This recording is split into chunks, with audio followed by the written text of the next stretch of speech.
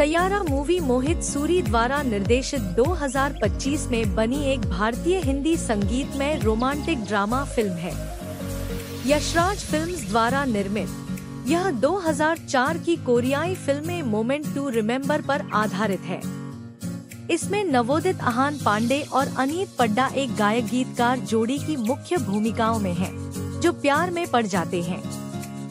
सैयारा को 18 जुलाई 2025 को सिनेमाघरों में रिलीज किया गया और आलोचकों से सकारात्मक समीक्षा मिली, जिसमें पांडे और पड्डा के अभिनय, सूरी के निर्देशन और इसके साउंड ट्रैक की विशेष प्रशंसा की गई। वाणी अपने कॉलेज के बॉयफ्रेंड महेश से अपने माता पिता और छोटे भाई के साथ कोर्ट हाउस में शादी का इंतजार कर रही है।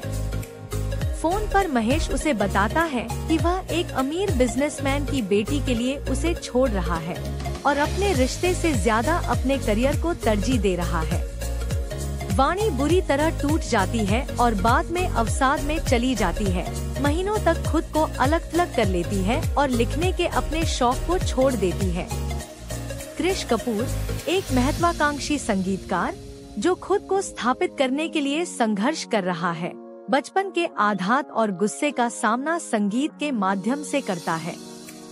भावनात्मक रूप से प्रवृत्त उसे अपने करियर में कई असफलताओं का सामना करना पड़ता है, जिसमें पत्रकारों से झड़पें और अपने बैंड के सदस्यों के साथ विवाद शामिल है। उसका दोस्त केवी बैंड को आर्थिक रूप से मदद करता है, हालांकि इससे उसकी अपनी शिक्षा पर दबाव पड़ता है। कृष की मुलाकात वाणी से तब होती है जब वह उसकी कविता की नोटबुक लौटाती है, जो वाणी एक प्रकाशन गृह में लेखक की नौकरी के लिए आवेदन करते समय गलती से छोड़ गई थी, जहां वह एक पत्रकार पर हमला करता है और उसके काम की ईमानदारी और गहराई से तुरंत आकर्षित हो जाता है। हालांकि शुरुआत में कृष के अस्थिर स्वभाव को लेकर वाणी थोड़ी हिचकिचाती है, फिर भी वह हिप हॉप गायक प्रिंस के लिए एक गीत पर उसके साथ काम करने के लिए राजी हो जाती है। जब कृष को रचनात्मक कठिनाइयों का सामना करना पड़ता है, तो कृष को उसकी नोटबुक के फटे हुए पन्ने मिलते हैं, जिससे उसे उसके भीतर के संघर्ष का एहसास होता है। उसकी मदद के लिए वह उसे एक क्रिकेट के मैदान में ले जाता है, जो उसके लिए एक सुकून की जगह है। उसके ध्यान से प्रेरित होकर वाणी धीरे धीरे लिखना शुरू कर देती है। जैसे जैसे वे साथ में ज्यादा समय बिताते हैं, उनका सहयोग दोस्ती में बदल जाता है। वाणी का आत्मविश्वास वापस आ जाता है और कृष को उसकी मौजूदगी में स्थिरता मिलती है। कृष का अपने शराबी पिता से सामना होने के बाद उनका रिश्ता और गहरा हो जाता है, जिनसे वह अपनी मां की मृत्यु के बाद अलग हो गया था। वाणी उसे अपना दर्द बताकर दिलासा देती है और बाद में उसे अपने पिता को पुनर्वास केंद्र में भर्ती कराने के लिए प्रोत्साहित करती है। अपना प्रोजेक्ट पूरा करने के बाद, जिसका सारा श्रेय कृष को अपने पिता के पुनर्वास के खर्च के लिए देना पड़ता है, वह खुद को उनसे दूर कर लेता है, यह मानते हुए कि वाणी इससे बेहतर की हकदार है। हालांकि वे जल्द ही प्रिंस के कॉन्सर्ट में फिर से मिलते हैं, एक दूसरे के लिए अपनी भावनाओं को स्वीकार करते हैं और एक अंतरंग रिश्ता शुरू करते हैं। कृष अपने बैंड के साथ सुलह कर लेता है और वह और वाणी साथ काम करना जारी रखते हैं। वाणी के माता पिता कृष की अपनी बेटी के साथ बढ़ती नजदीकियों को देखकर चिंतित हो जाते हैं। उन्हें डर लगता है कि कहीं वह महेश की तरह उसे भी चोट न पहुंचा दे।